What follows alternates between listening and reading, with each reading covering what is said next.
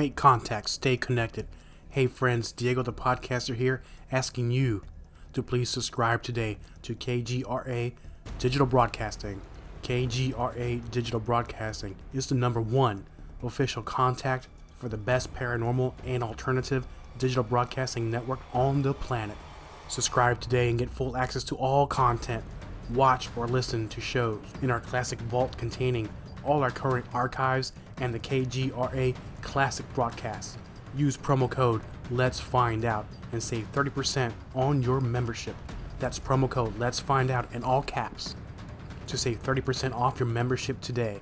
Make contact, stay connected. Go to kgradb.com. That's kgradb.com today. Are you curious about the unknown, the unexplainable? Do you find yourself intrigued by the mysterious and paranormal side of our world? Join us on an adventure into the world of inexplicable discoveries and investigations that may someday give us the final answer as to what may be behind the veil of reality. The borders of space and time have opened once again, and transmitting from the mountains of West Virginia, it's time once again for Let's Find Out with Diego. The universe is waiting for you.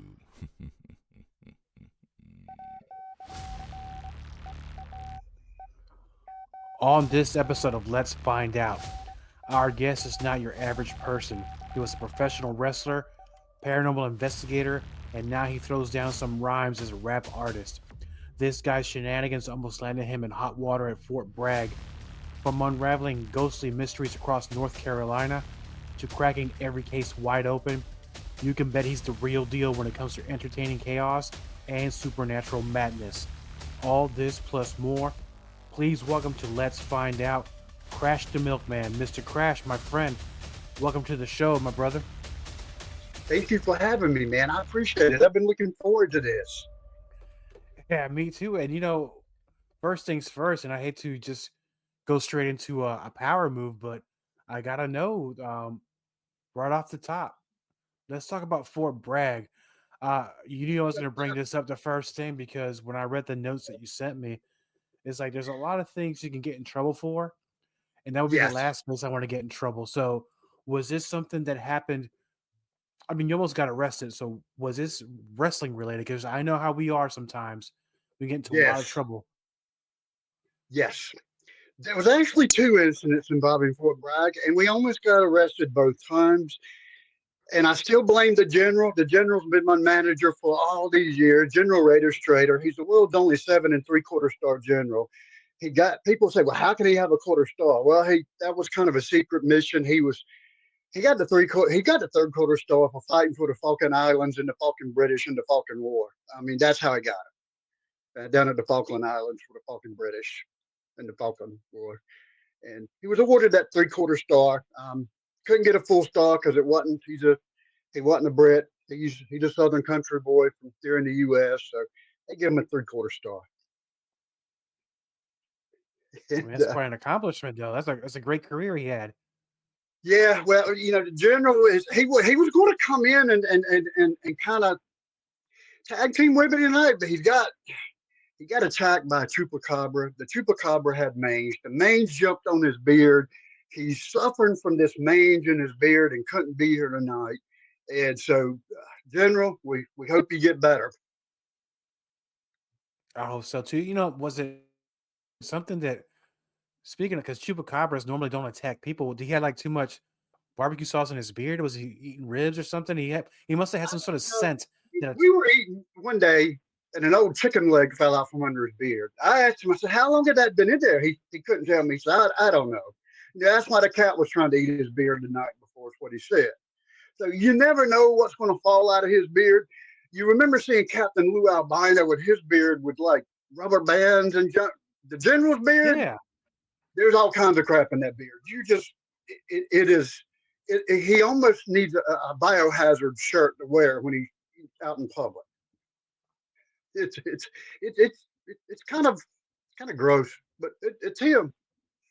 I mean, that's his gimmick. He's living the gimmick, brother. So getting to Fort Bragg, well, I mean, I can picture a Fort Bragg, lot of things. the first time we got in trouble, this is right after 9/11. So if you remember, everybody remembers where they were at on 9/11.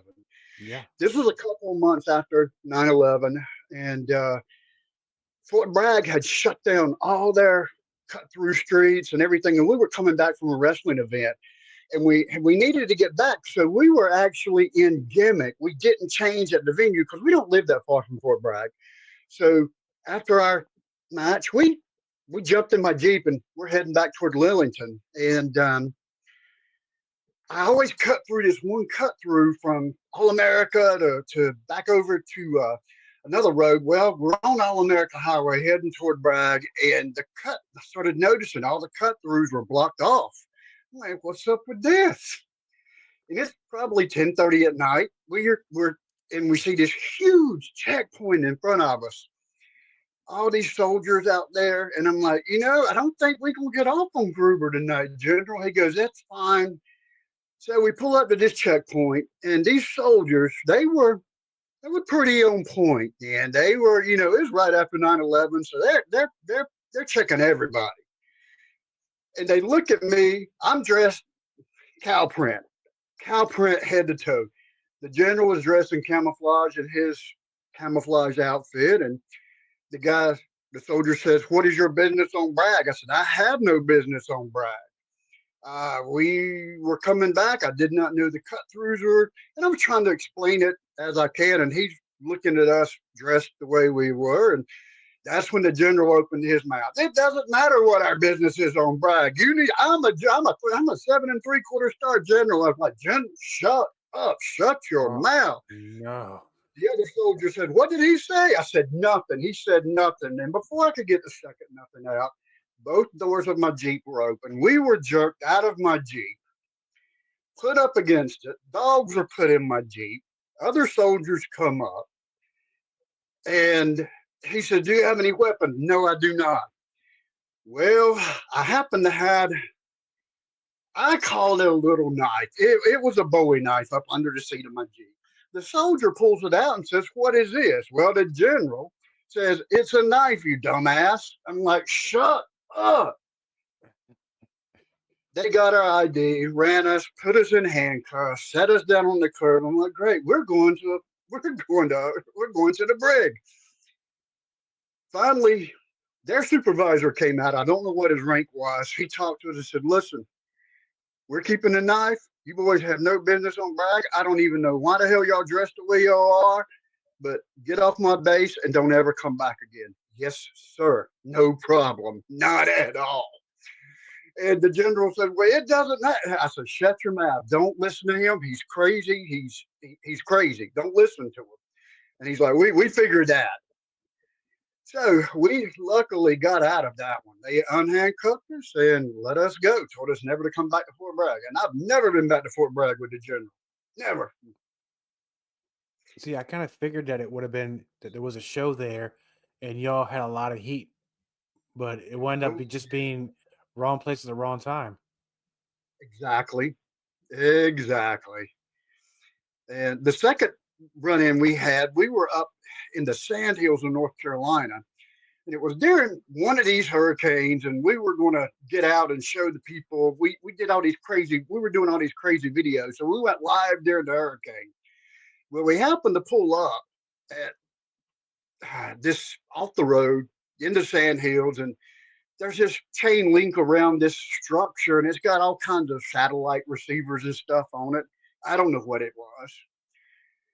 Well, apparently Fort Bragg owned that too, and it was some kind of relay system for low-flying aircraft, and all these no trespassing signs. Well, there were cameras out there. I never even noticed the cameras. Me and the general get out there, and we start reenacting like we're being blown away from the hurricane.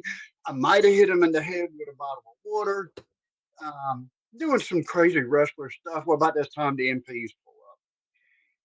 We get handcuffed again by NPs. Want to know why we're trespassing on their property. And the general said, "We are not on your property. We did not go beyond that gate where it says no trespassing." So again, we were told to leave that property and never come back again. So Twice the general almost got me arrested by MPs. Let's talk about the general because it seems that out of the two of you, he's the one that gets you both in trouble. He does, and let me tell you, I don't know why he was fighting this chupacabra this week. Messed him up. He's been having a feud with the Russian assassin lately. This Russian assassin, I don't know if you remember him from back in the day, NWA guy, and with the Russian assassin kidnapped, he general napped the general one day. I found him covered with a Russian flag. There's a video of that somewhere on YouTube, and I found him in this junkyard, and this junkyard dog had just peed on him. But I got the Russian flag, and now him and the Russian assassin were going back and forth. And last year, no, year before last, we got invited to Greensboro. There's an ice cream shop there in Greensboro, North Carolina, called Lucha Libre Ice Cream, run by these luchadors. You all wear a luchador mask. They serve you ice cream, and there might be some wrestling. There might be super kicks in the restaurant. It's pretty cool. They've got their own title, Lucha Libre Ice Cream Champion. We had a milkshake throwdown challenge right there, the general versus the Russian assassin. And the Russian assassin looked and said, "Look, Juan Cena." Me and the general both looked. We couldn't see Juan Cena. He took that opportunity and put some Russian red devil sauce in the general's milkshake. The general took another swallow, fell on the floor, started convulsing, couldn't finish his milkshake. The Russian assassin finished his and won that title. And we demand a recount. That was just wrong. That's y'all fell for the banana and the tailpipe trick on that one because that's a classic. Look behind you. We didn't see Juan Cena. I could never see him myself. Him or his cousin, the other guy. I don't know what his name was, but yeah. So now it seems now then with the chupacabra, you had the Russians. I mean, what's next? Because it seems that he's a magnet for next. There's a new ice cream shop that has opened in Cary, North Carolina called the Milk Lab. I like it. I like the name. It is Milkman approved. We have challenged the Russian assassin to an Ironman competition. Not me, the general. An Ironman competition. Yeah. General's been training. Doctor told him he needs to start walking around the block. So he got him a cinder block, put it in his yard, started walking around the block. So he's training. We're going to do an Ironman competition with the Russian assassin. And that will be live. That will be videoed. And there will be pictures. And there probably will be. We are nowhere near Fort Bragg property. So we're safe there. This is going to be in Cary. We got the Russian assassin coming up in an Ironman competition. What he doesn't know is we got ironing boards and real iron. So we're going to hit him with an iron and the ironing board. He thinks he's coming out there to run. Oh, no. It's going to be a wrestling gimmick. And we're beating him up with irons and ironing boards. Iron Man. Get it? Iron Man. Marvel Comics approves, man. No. So, dude, you gotta love it, man. It's just. So speaking of, because you had the whole thing with the ice cream and these challenges, what is the flavor? What is the challenge? Is it like a death by chocolate? Is it like very vanilla? Is it gonna be like a strawberry thing? What's it gonna be? Huge milkshakes, man, and of course, being the Russian, he wanted one with vodka sauce. They didn't have it, so he made his red. They made the generals. He wanted chocolate, so he had chocolate. But the Russian, he had this little vial of Russian, and on it said Russian death sauce. He poured it in the general's milkshake and almost killed him. He went into seizure addicts right there on the floor. It was terrible. I almost had to call some EMSs up there, but we were good. We lived. We lived to prank another day. No, and then you lived to tell here right on Let's Find Out with me. And so we're gonna move. So let's talk a little bit more because we're very wrestling related right now with the general and yourself. How did this all start for you? Because for me, we're gonna have to go way back. My dad was a building contractor, and back in the day, Jim Crockett Promotions was the promotion in the Carolinas, and they were builders. So my dad started working on some apartments that Jim Crockett was building in the Raleigh area before they moved their whole operation to Charlotte. And when he would send checks, he would send wrestling tickets. to his shows out at the Dorton Arena and the TV tapings at TV Studio 5 in Raleigh. These were not just regular tickets, man. These were all pass tickets. So as a kid, I got to go to these shows, and I could go in the back, and I started hanging out with these guys, and I started watching them. I'm like, wait a minute, these guys back here are playing cards, but 20 minutes ago they were trying to kill each other. What is going on? But I got to hanging out with all these guys, and I would end up taking their gear from the ring to the back, like, whatever they wanted me to do, because they gave me these all access passes as a kid. Would give them to my dad. My dad would take me. And so I went to these shows in an early age, and I was exposed to the business. And then I just fell in love with it. As I grew up, I was always a wrestling fan. My wife, our first date was to wrestling, Jordan Arena in Raleigh. I mean, what else were I going to care? And I didn't know if I could do that full time as a living, but I was always interested in being a police officer. So I went to school and become a police officer. And it was during that I started. I met some guys. I was training mixed martial arts back before UFC, back before it was ever popular. And the UFC and everything like mixed martial arts was illegal in North Carolina. You couldn't do full contact fighting. So this guy named Seth that we were training with in Sanford, we went to Virginia to do a fight. And man, I'm thinking, I was cocky. I shouldn't have been cocky. And I almost got my arm ripped out of my socket in like 0.5 seconds. Man, that crap hurt, man. Them boys, that was the hurt game. And I was like, you know what? I don't think I'm cut out for full contact fighting.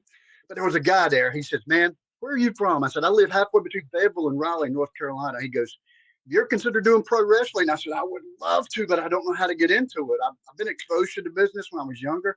He goes, I got a number and a guy for I got a number and a name for you. Call this guy when you get back to North Carolina. And I did. And it was Steve Carino. Man. Steve Carino at the time was over in Japan. He was in ECW. His dad's ring, a wooden freaking ring, man, no metal port. It was all wood, was set up in Hope Mills, North Carolina in this guy's backyard. So yeah, it was backyard training. Nightstick Eddie Brown. I don't know if you remember Nightstick. I do remember Nightstick, yeah. Yeah, Eddie McCoy was Steve's first trainee. He says, come down here. We're going to start training you with him and Timber the Lumberjack. If you remember Donnie, Timber the Lumberjack. I remember Timber very well, yeah. And so I went down there and started training. And Steve couldn't train, but maybe about a month. He had to go back overseas to Japan for New Japan, and he was busy with. They just put the strap on him in ECW, so he kind of stepped out. So I started under him, and Eddie and Timber took me under their wings. And man, I just trained with those guys. Well, trained. They beat the crap out of me for 6 months, man. they tore me up. And but man, I loved it. I loved every bit of it. And another guy started training with us. His name was Josh Rawls, and they were going to say, you guys need to be a tag team before you start doing singles. So they come up with this gimmick. He says, come up with a good gimmick. All right. So we were going to be the Mutabi brothers. What the hell is the Mutabi brothers? Not at the Roxbury. What is love? That was going to be our gimmick. Come out with these two cocky guys with these silky shirts on, doing our head to what is love. First show, the very first show, we get there, we see the posters, and our names aren't on the posters. And I come up to Eddie, and I'm like, man, I don't think the promoter put our names on the. He goes, no, you are on the show. I know, I got you on the show. The promoter come up and says, oh, the Mutabi brothers, y'all here. Yeah. He said, no, the Gambino brothers, you're here. And I'm like, Gambinos? Now he's talking about Gambinos. The promoter could not remember what Eddie told him. Never wrote it down. So he put us on the posters as the Gambinos. Dude, the closest I ever got to being Italian is eating Pizza Hut buffet on Tuesday nights. So we were the Gambinos. We go out and work this gimmick as these Italian tough guys, the Gambinos. Funny thing happened after that. For 6 months, we were booked as the Gambinos because other promoters needed some tag teams back then. Says, hey, yeah, what about those Gambinos, those Italian dudes? Dude, we never set out to be Italians, Gambinos, or number. We got booked for 6 months straight as the Gambinos and never even tried. It was crazy. It just happened. I mean, sometimes And gimmicks just get handed to you by accident, though. exactly. And then we were going to break up and fight each other. And then Donnie Timber, I remember it very well. This was in Fayetteville, Fayetteville 71st. He initiated us to work singles, which meant we got put through tables and got chair shots by Donnie. And that was that was a night. And that's how it started, man. That was I worked as a police officer, and every weekend, man, I was on the road wrestling every single weekend. And I did it for years until I got cancer. Went through my cancer treatment, and man, as God's witness, man, God healed me, man. God supernaturally healed me, and I had to retire from police work because the state of North Carolina will not allow you to carry a handgun if you have peripheral neuropathy, which you lose feeling in your hands and arms. And I totally understand that. I loved my job. I did not want to leave my job, but I had to. After I retired, I started my artwork full time, which has done very well. And I went into wrestling pretty much full time for up until 3 years ago when I ripped my tricep in a match. And that's when I finally called it quits. Wow, I mean, I had a that's quite a transition there. Now, let me ask you this because you're talking about being a tag team called the Gambinos. When did Crash the Milkman come out? When we once started to doing singles, Eddie says, you need a new name. You're not going to go with the Gambinos. And Donnie says, yeah. So my very first singles match, I come out. I didn't know what to call myself. I love Batman. He's the Dark Knight. I come out of the Blue Knight. I didn't know. I had to make up something because we thought we were going to work tag that night. He said, no, you're working singles. Pick a name. On the spot, I just come up, I don't know, the Blue Knight. The Blue Knight for one match. And Donnie come up to me, Timber says, man, that's not you. It's just not working. He goes, holy shit, dude, I should have thought of this. Look, you're drinking milk. You're always drinking milk back here. You know, you don't drink sodas. You're drinking milk. You could be the milkman. That's how it came out.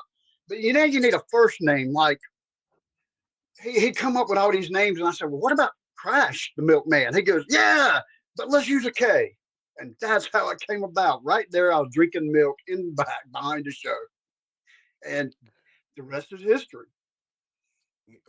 You're brave for drinking milk before the matches, man. That could go sideways pretty That's bad. what was settled my stomach more than anything. Always, man. I've always been milk has always settled my stomach. Okay.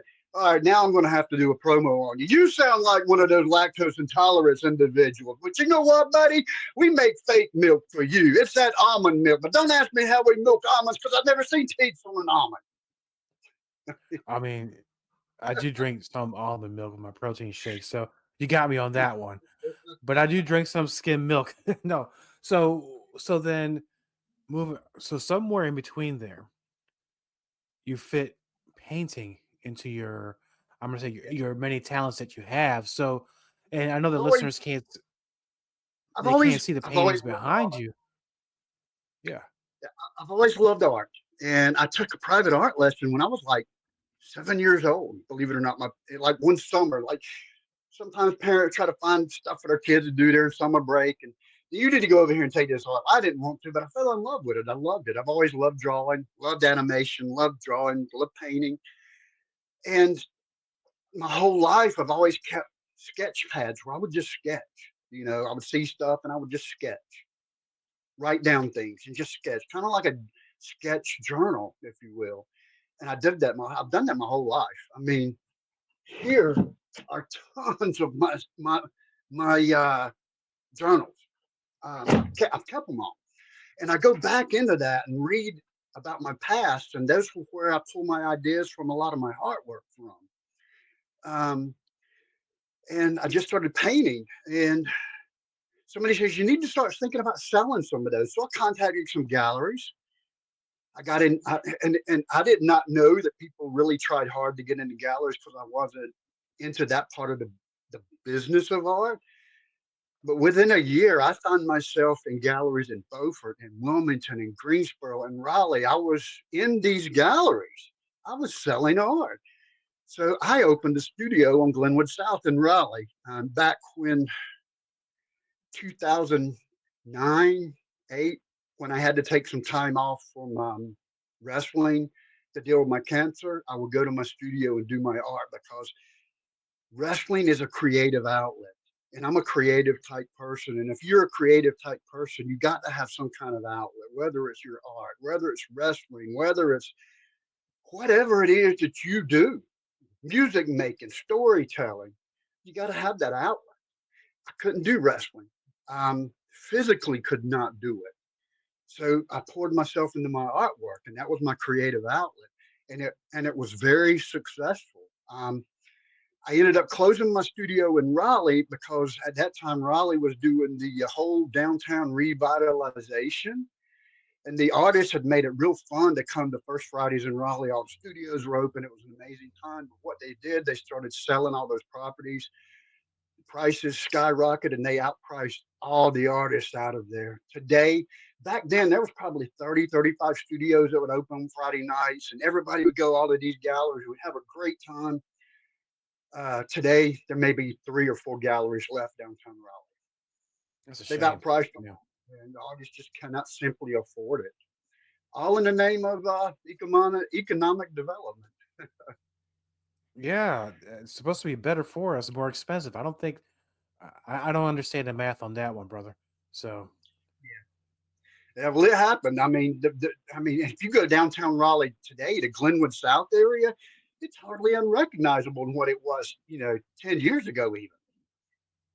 now, Crazy. I moved all my art to my little studio here in my behind my house in my shed. I call it my shed.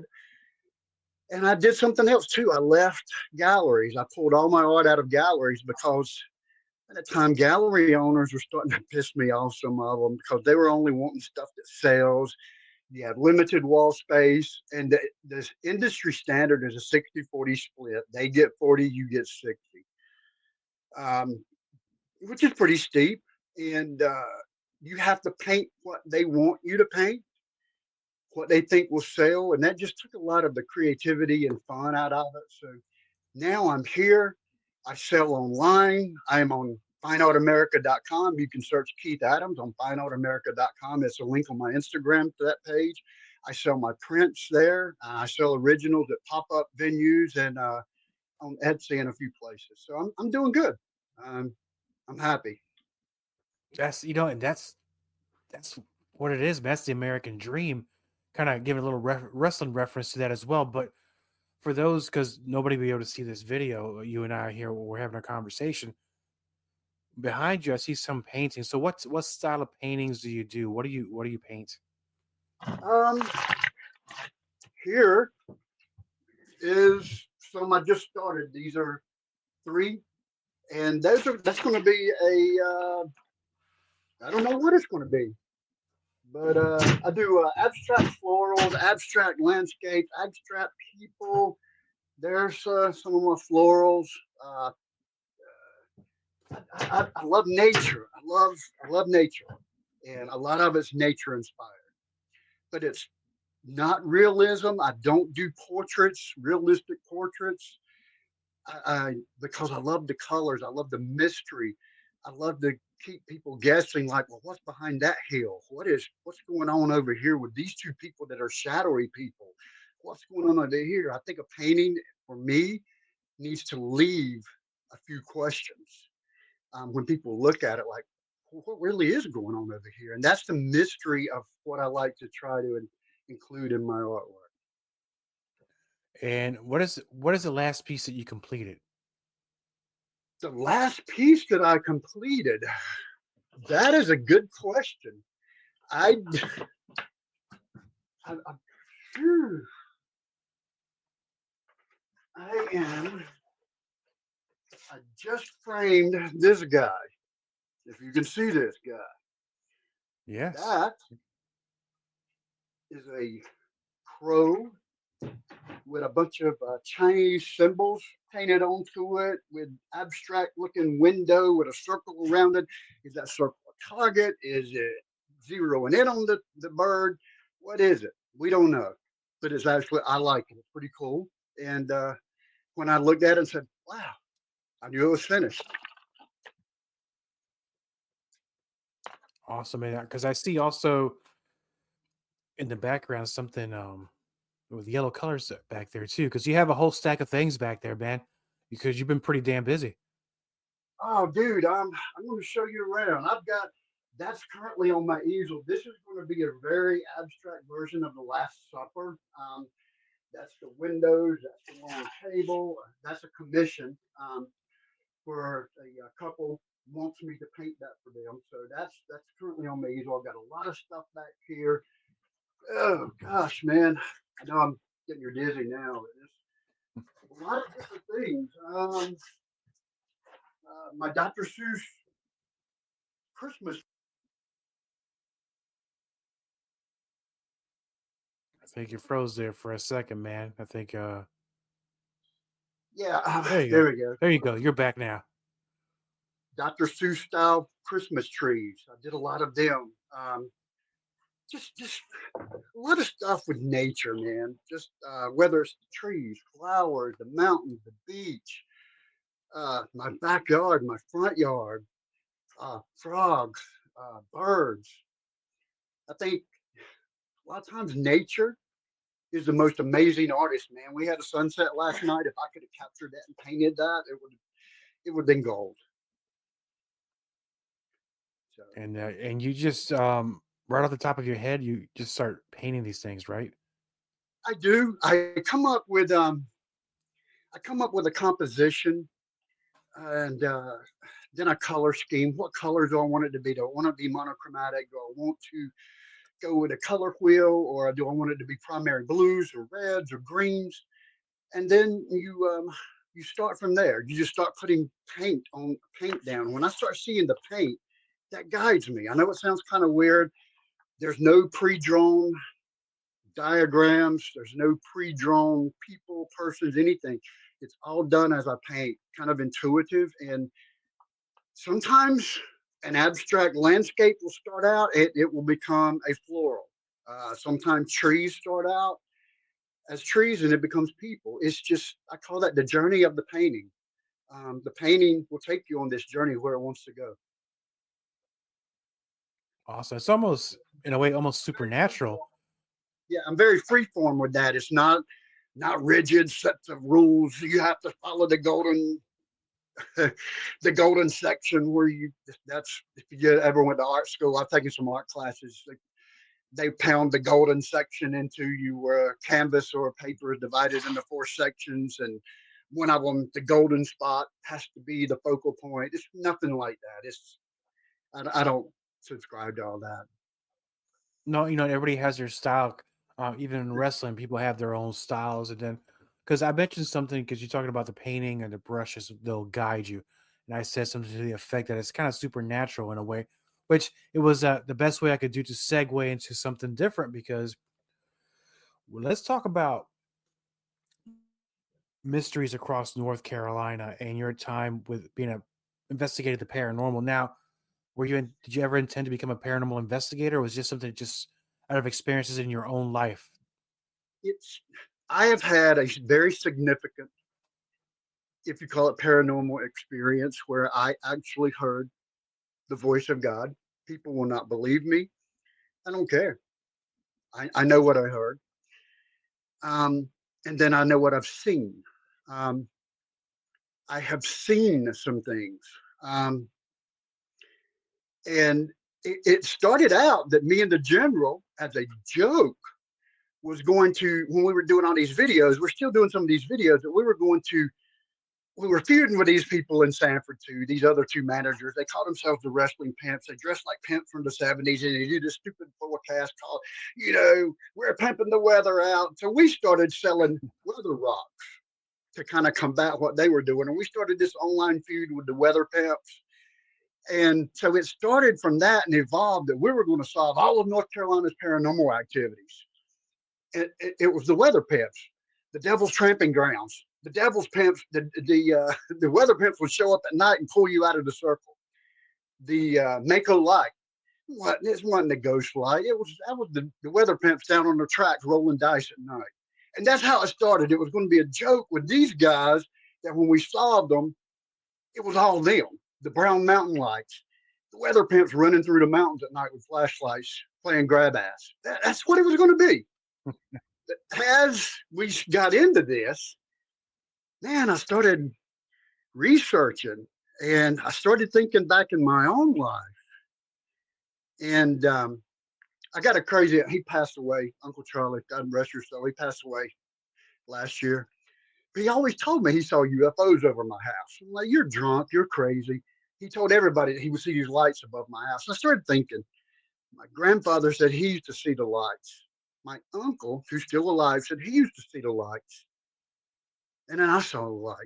Um, uh, I guess the new word for them is UAPs. Yeah. But they're light orbs.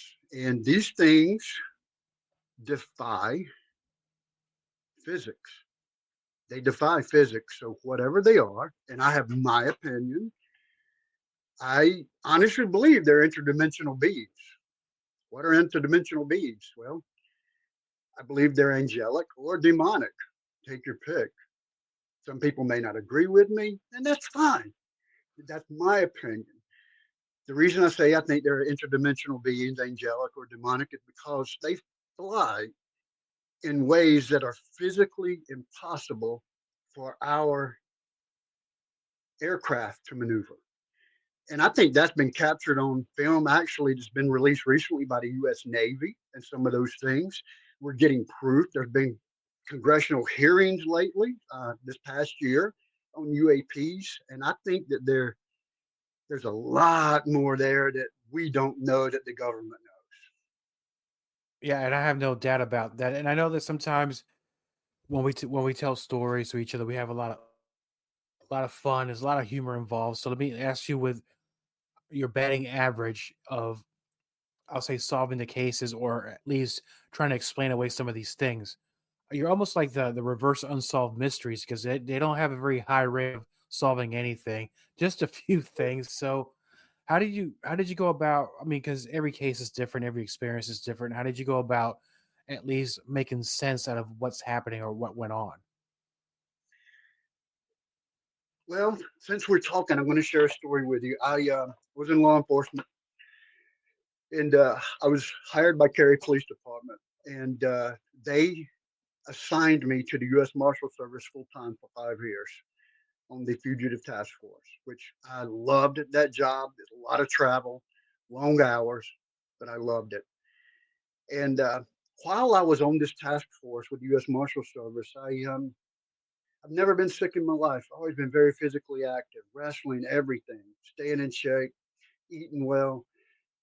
Started getting sick, cold, couldn't quite shake them. And toward the end of that stint, I had a few broken bones, finger, rib. Still didn't quite know what was going on. But toward the end of my stint with the Marshal Service, we assisted a local police department with a horrific case. This was horrible. Uh, a guy uh, left work one day, unexpectedly went and picked up his 5-year-old daughter from preschool and took her home. And I will spare you the details, but murdered her viciously and fled. When the mother came home, discovered her daughter. Of course, the police got there, and he's on the run. So that's what my team done. We find people that are on the run. We were called in. We started tracking him. We tracked his phone to RDU. We found his truck parked at RDU with his phone in his truck, so we knew he just dumped his phone. But from there, we started doing financial trackings. We got a court order to do emergency financial trackings. Found out that he had purchased a flight from there to Charlotte Douglas to Charlotte. From Charlotte, he bought a flight from there to Reagan International in DC.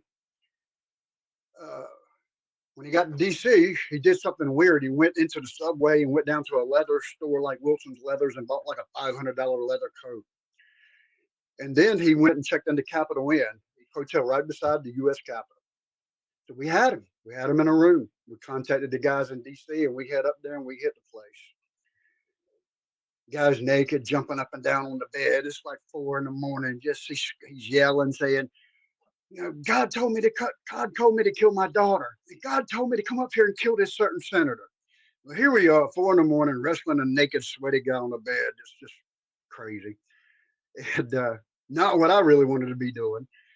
But we get him in custody, and on the way back to North Carolina, me and some of my teammates were talking. We're driving, decompressing, so to speak. I said, "Man, do you believe that God really told him to kill us?" I said, "Absolutely not." I said, "One or two things. The guy is actually mental. He's got some mental health issues, and or if he actually heard a voice, it was demonic. It was God was not going to tell you to go kill your daughter and then kill a senator.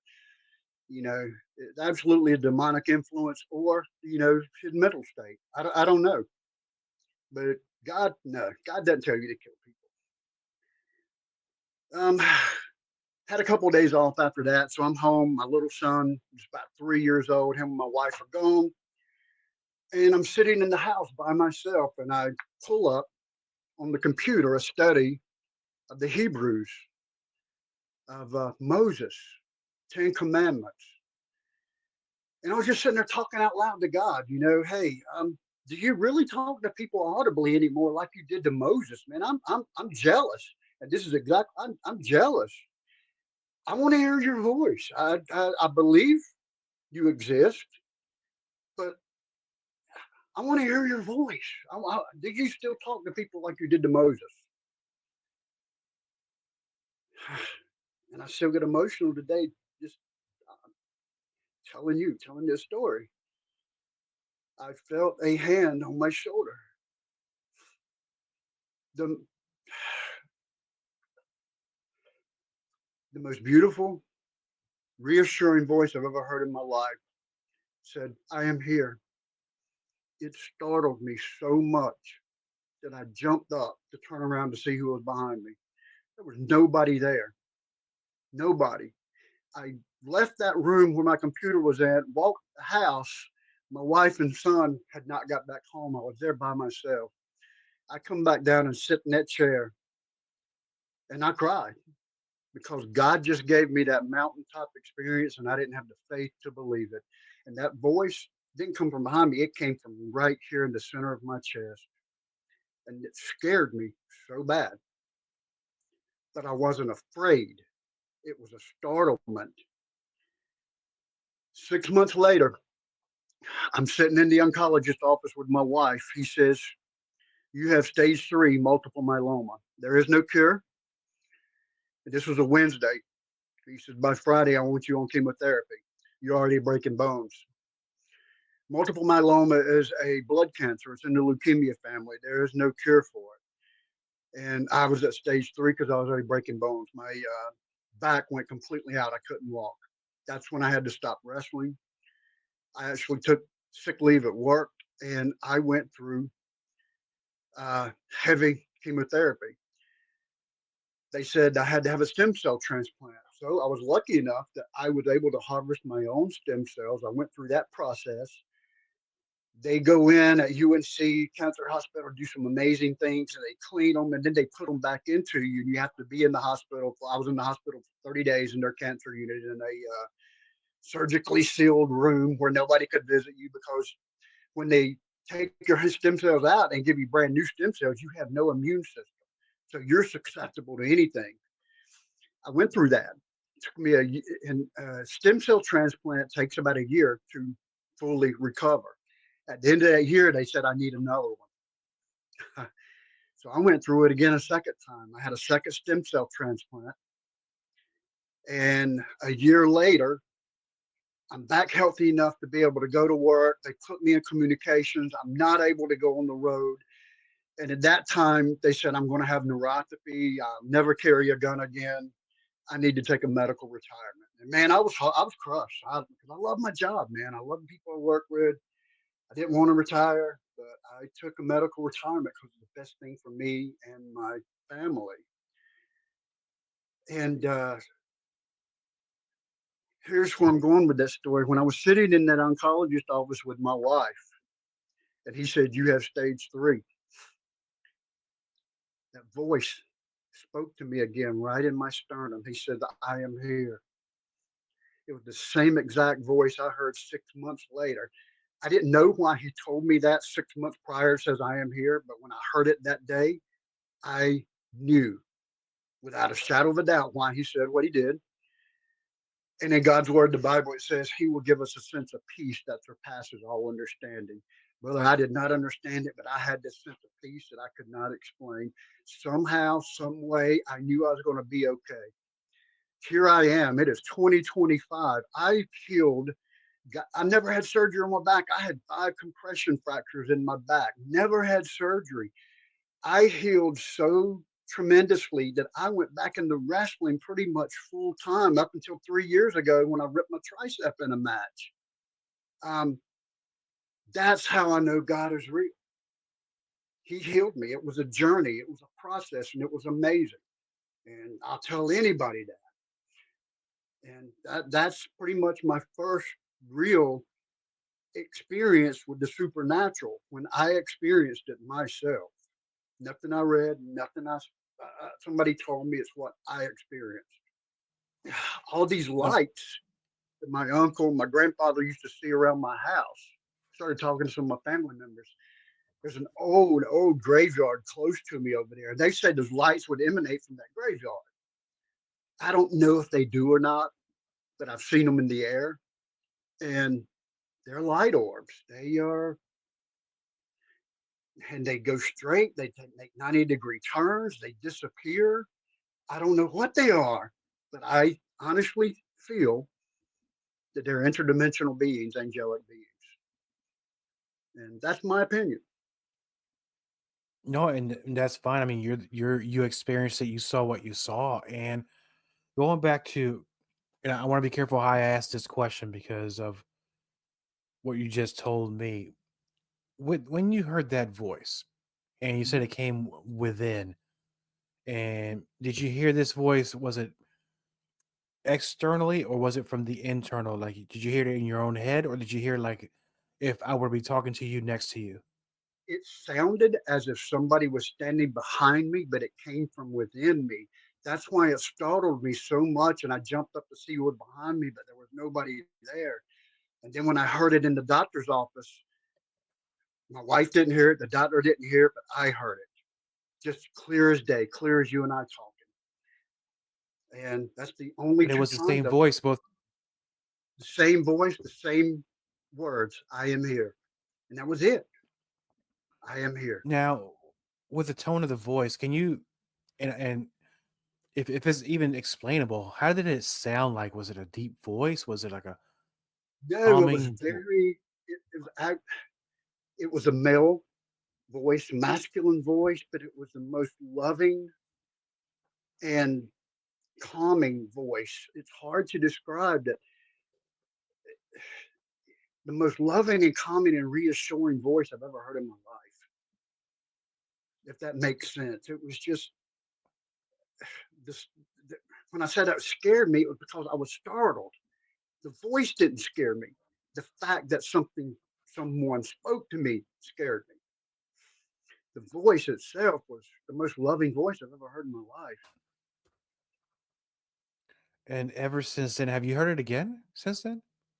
Only that second time sitting in the doctor's office, and that's it. And And he said the actually, same I thing. I I think am here. that's actually enough times to.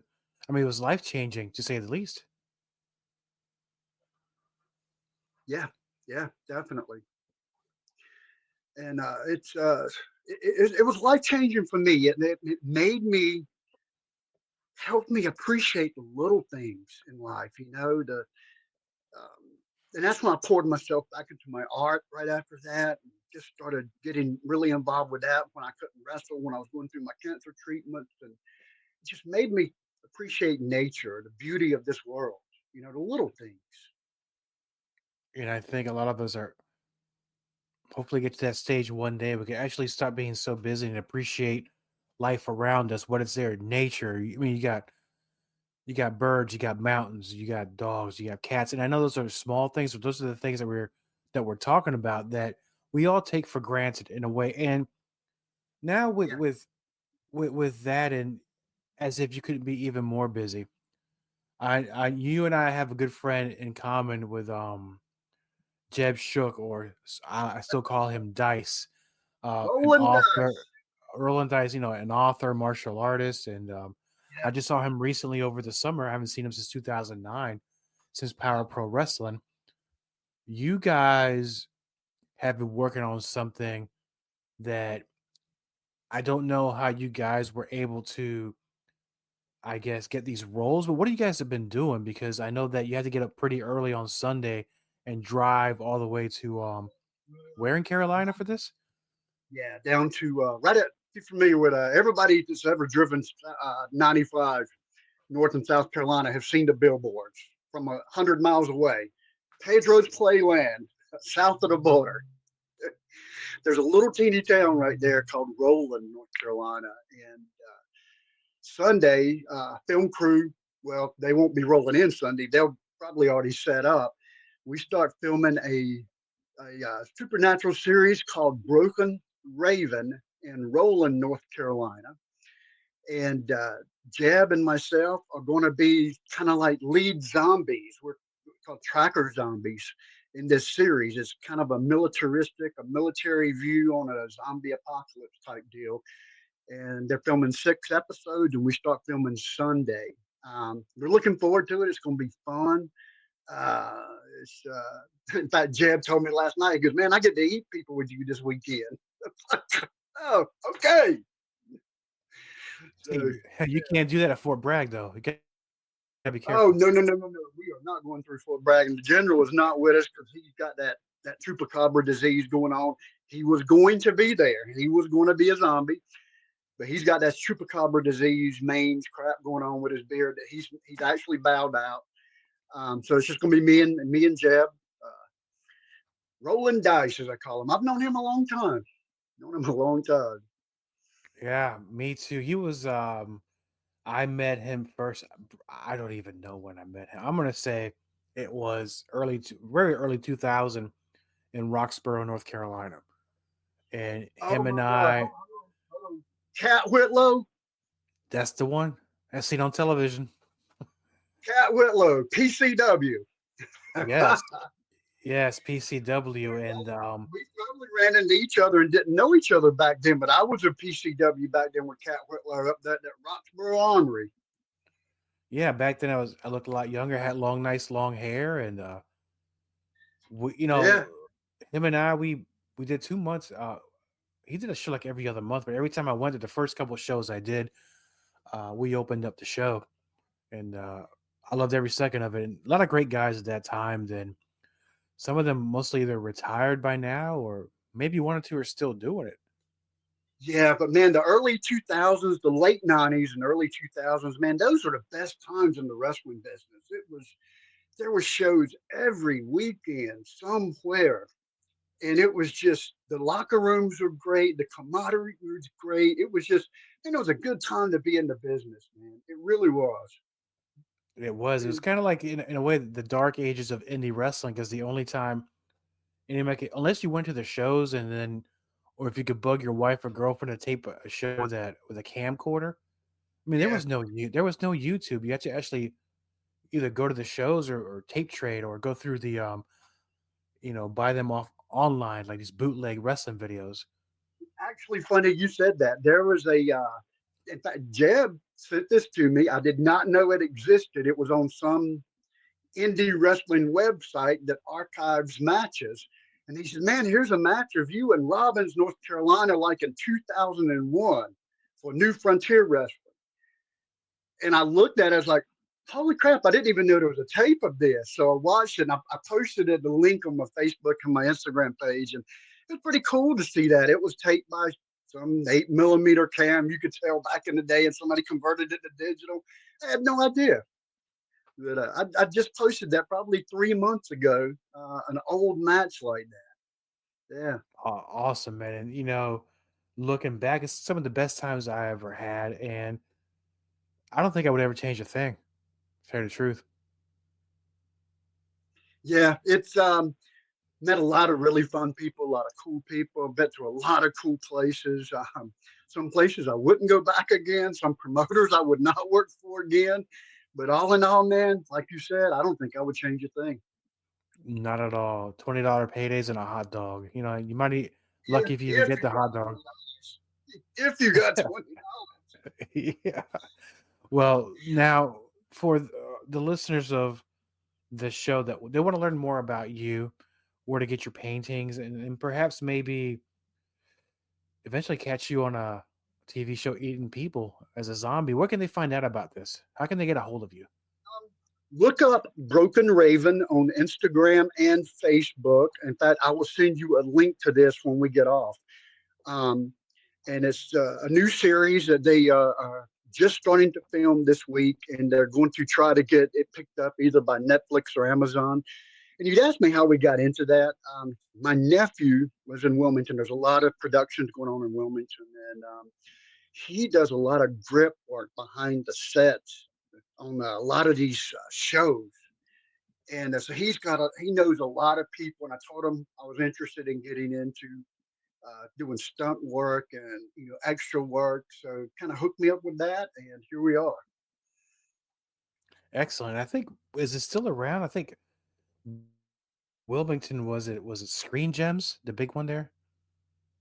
Yeah, it slowed down a lot when the legislature removed all their funding, or not funding, but their parks. But it's slowly coming back. There's quite a few. I mean, the Outer Banks, OBX on Netflix. It's not filmed in the Outer Banks. It's filmed in Charleston and Wrightsville Beach and Carolina Beach and Cure Beach.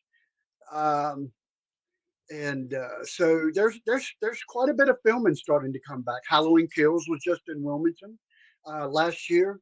Um, so yeah, you're starting to get more and more to come back. So a lot of it went to Georgia, South Carolina. Georgia really, really busy. But it's starting to come back. Awesome. And and I'm happy both of you are out there living the dream. And before we go, will you be doing any more investigating in the paranormal field, or are you just gonna just keep doing your painting? And oh yes, you are. Okay, so here's what I like to do. I like to bring you back later this year, and if you guys give us the reports of what you've seen, and also next time we'll do a video, we're gonna display all your artwork, and then we'll talk about that. And man, I'd love to have you back. Hey man, I've enjoyed it. I'd love to be back, and maybe the general can join us next time if he gets rid of this mange. So, I would love to, my friend. Thank you so much. thank you, brother. I appreciate it. You're tuned in to Let's Find Out with Diego, brother. Diego Mania running wild on you. Yeah, I can. Give me okay.